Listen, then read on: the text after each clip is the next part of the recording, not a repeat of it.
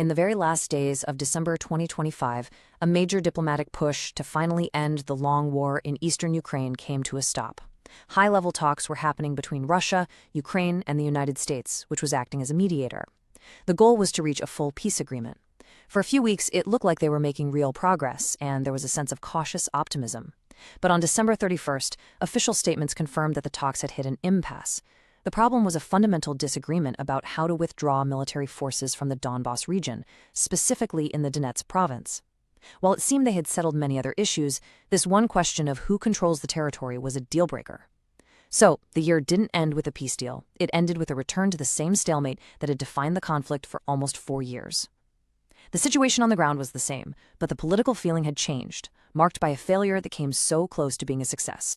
To really get a handle on how this happened and why this moment was so important, we need to break it down. We'll start by looking at the stalemate itself. Then, we'll zoom out to understand the diplomatic push that got us here in the first place. We'll also cover the 4-year history of the conflict to give us some context. After that, we'll zero in on the exact disagreement that blocked the deal, lay out the positions of each side, and finish by thinking about this unresolved question of territory, which is really at the heart of it. As 2025 was coming to a close, you could feel a sense of anticipation building. These negotiations about eastern Ukraine weren't just another routine meeting. They were being presented as a final all-in effort to stop a war that had dragged on for years. The United States had stepped in to mediate with a new kind of energy and public focus. That direct American involvement made a lot of people think that, this time, things might actually be different. For a little while, it really did seem like a complete peace agreement, something that had been out of reach for so long, was finally possible. The idea of a breakthrough was all over the international news. But in the last few days of December, all that optimism just vanished. It became clear the process hadn't just slowed down, it had hit a dead end, leaving everyone wondering what went wrong when they were so close to the finish line. The talks were intense, and they were focused on one place, the Donbas region, where the conflict had been centered for 4 years. The key moment happened on December 28th. That day was packed with diplomacy, including direct talks between the leaders of the 3 countries. People close to the negotiations said the mood was constructive, that they were making progress on tough issues, like prisoner exchanges and how to rebuild the economy. But under all that apparent progress, one issue remained stuck: the physical control of the land. It was like an anchor holding the whole thing back. In the end, it was an obstacle they just couldn't move, and the hope that had been building all week was gone. The year ended not with an agreement, but with that familiar, frustrating deadlock. Now, it's really important to understand why this specific effort got so much attention around the world. This wasn't some quiet, back-channel negotiation like the ones that had happened off and on for years. This was a very public, very determined push, and the United States was putting a lot of its political reputation on the line. The American president at the time, Donald Trump, had personally stepped into the role of mediator. His direct and often unpredictable approach to diplomacy brought a new kind of high-stakes feeling to the whole process. That raised the profile of the talks globally and created a real sense of urgency. The stated goal wasn't just to manage the conflict or get a temporary ceasefire. It was to find a final, lasting end to a war that had become a painful, open wound in Eastern Europe. You can really see how intense this effort was when you just look at the timeline for December. Early in the month, you started hearing a lot of diplomatic chatter, signals that a major deal was in the works. This wasn't just rumor. It seems like a coordinated effort to build momentum. All that activity led to one crucial day, December 28th. On that day, there was a phone call between the American and Russian presidents. Then there was a separate in-person meeting between the American and Ukrainian presidents. This quick succession of top-level meetings made it feel like a breakthrough was just around the corner. But only 3 days later, on New Year's Eve, the public statements told a very different story. They confirmed that the momentum was gone and that a huge, maybe impossible gap still existed between the two sides. To really get the weight of this diplomatic push, and the letdown when it failed, you have to understand the world as it was before. For almost 4 years, the conflict in eastern Ukraine had settled into a grim, exhausting pattern. It wasn't a fast-moving war anymore, with big changes on the map. It had become a persistent, grinding reality. The front lines were mostly static. They barely moved, maybe only a few hundred yards at a time after intense, small-scale battles. Then there would be long periods of a tense, simmering stalemate. For the people living there, and for the world watching, this long conflict had just become normal. It was a fixture of the geopolitical landscape, a problem that seemed permanent, tragic, and impossible to solve. The geographical heart of all this is the Donbas region. It's an area in eastern Ukraine known historically for its coal mining and heavy industry, and it became the main stage for both the fighting and the political struggle. The province of Donetsk especially saw the heaviest and most constant combat. Controlling territory there wasn't just symbolic. It was about controlling towns, vital infrastructure like power plants and railways, and the land itself. For 4 long years, people's lives were lived along a shifting but mostly fixed line of contact that separated Ukrainian-controlled land from territory held by Russian-backed forces. This line wasn't just on a map. It was a daily reality of checkpoints, shelling, and separation. This was the status quo, the frozen reality that the peace effort in late 2025 was supposed to finally change.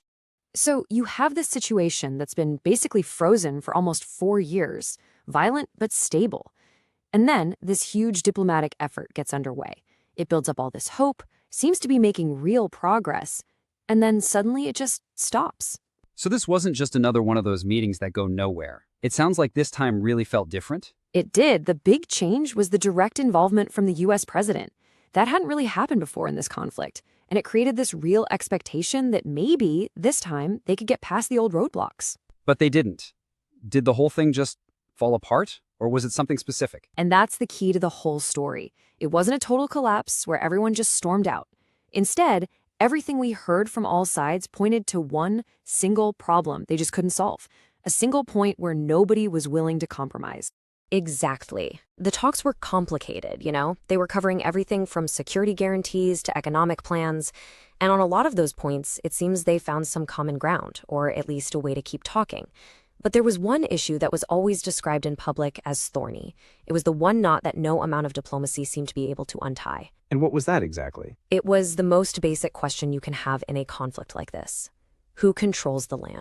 So now we have to look at the specific demands that were actually on the table.